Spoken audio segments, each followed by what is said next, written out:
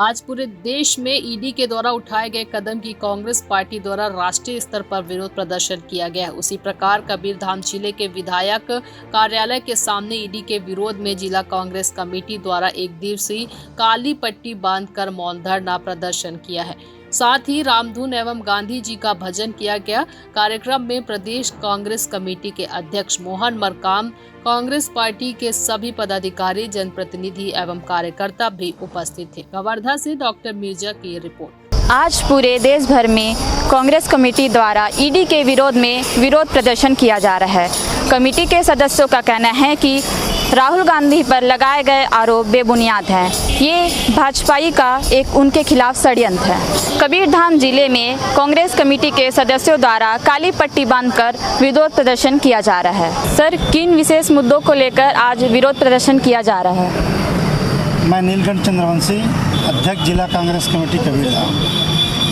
प्रदेश Congress committee के निर्देशानुसार आज जिला कांग्रेस कमेटी के द्वारा एक दिवसीय मौन धरना प्रदर्शन पर हम सब लोग बैठे हैं और इस धरना प्रदर्शन का मुख्य उद्देश्य है कि भारत देश में जो केंद्र में भारतीय जनता पार्टी की नरेंद्र मोदी की सरकार बैठे हैं, उनकी तानाशाही रवैया को देखते हुए केंद्र सरकार ने और भाजपाइयों के षड्यंत्र से नरेंद्र मोदी जी के खिलाफ हमारे नेता श्री राहुल गांधी जी ने पूरे दमखम के साथ उनके खिलाफ आवाज़ उठाई है। अभी उदयपुर में जो शिविर हुआ था उसमें हमारे नेता राहुल गांधी जी ने नरेंद्र मोदी के खिलाफ आवाज़ उठाई थी।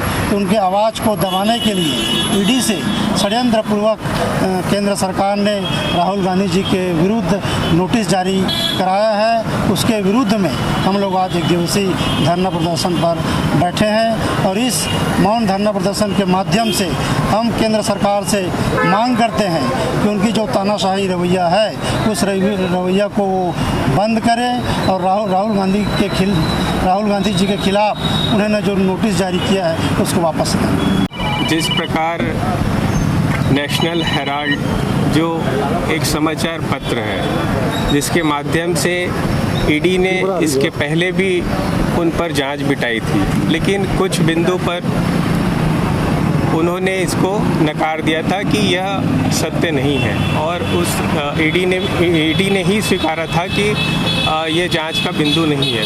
फिर से 2018 में अभी राहुल गांधी जी ने जो भारत जोड़ो अभियान की शंखनाद किया, फिर से इससे घबराकर भारतीय जनता पार्टी के पास ना ही कोई मुद्दा है देश में, ना विकास का मुद्दा है।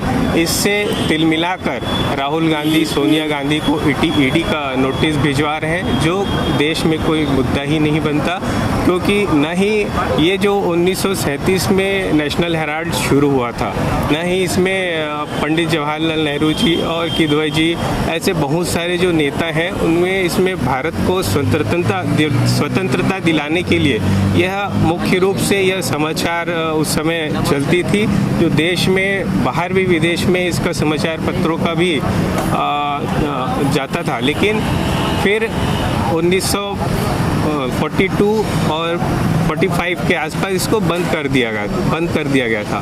फिर भी यह स्वतंत्रता संग्राम में बहुत अहम भूमिका रही है समाचार पत्र और इसी से खलबली मची हुई है और भारतीय जनता पार्टी जो कि हमारे शीर्ष नेताओं पर आरोप लगा रही है वो गलत है। हम सब की मांग है कि उनको निष्पक्ष जांच करते हुए उन्हें बाइज्जत बरी करें। धन्यवाद।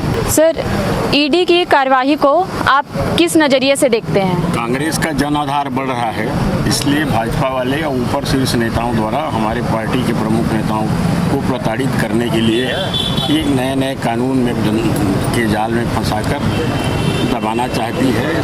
उसी के विरोध में हम लोग आज यहाँ बैठे हैं और पूरे देश में एक दिवसीय धरना। मैम, ईडी की कार्रवाई के बाद आपका अगला कदम क्या होगा? हमारा तो अगला कदम ये होगा कि जो राहुल गांधी जी है उसको बाइज्जत बरी करना चाहिए। अगर उन लोग ऐसा नहीं करेंगे तो हमारे ये ऐसी आंदोलन जारी रहेगा। कमेटी के सदस्यों का कहना है कि अगर ईडी द्वारा कार्यवाही वापस नहीं ली गई तो आगे भी पूरे देश भर में उग्र प्रदर्शन किया जाएगा। कैमरामैन शुभम के साथ स्वाति चंद्रवंशी, न्यूज़ प्लस 21 कवर्धा।